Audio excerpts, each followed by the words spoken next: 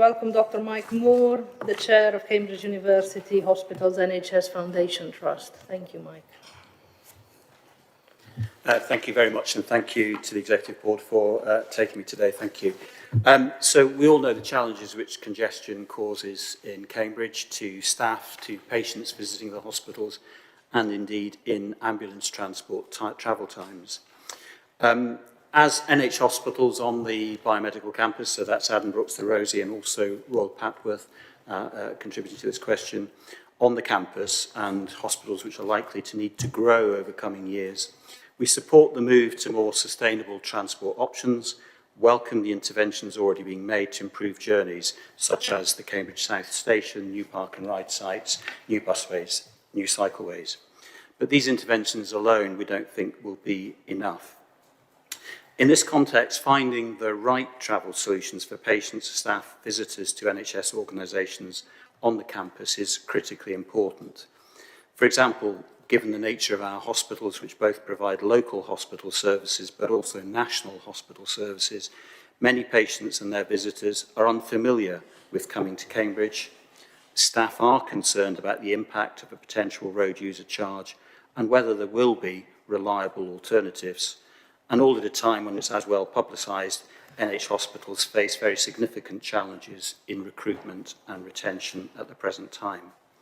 To meet these challenges, we do absolutely implore that something needs to be done to reduce congestion whilst providing assurance that any proposed measures will improve the situation in terms of accessibility for everyone and our fare.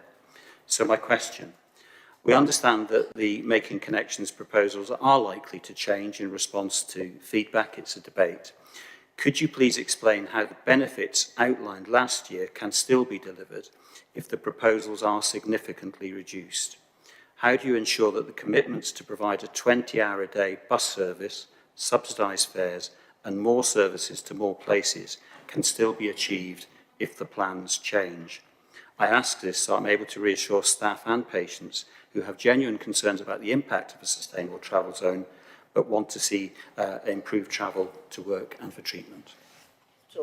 This is one of those really tricky issues to grapple with. The GCP board have shared your view that access to Cambridge hospitals has to be improved, and that was part of the package put forward. Patients, visitors and particularly staff need to feel confident that they can make their journeys reliably in a reasonable amount of time, and we know that will become increasingly difficult in the face of increasing congestion and growth.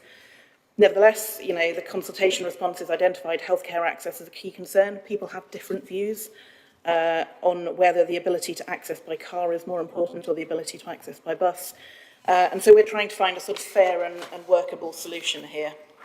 As you mentioned, we've thought of a number of ways to think about how we can improve access to the site. We've thought of some modifications to the site. We'd like to work with you in terms of thinking about whether those do work. We do understand the concerns that workers have at the moment on travel arrangements. And sort of would like to reassure them that the consultation version of the proposals there in the bus and cycling network would make a profound difference to the commute of nurses, hospital porters, cleaners and so forth on the site. But as I said before, all adaptations will carry some consequences, but the commitment is to carry on providing better and sustainable access to the site.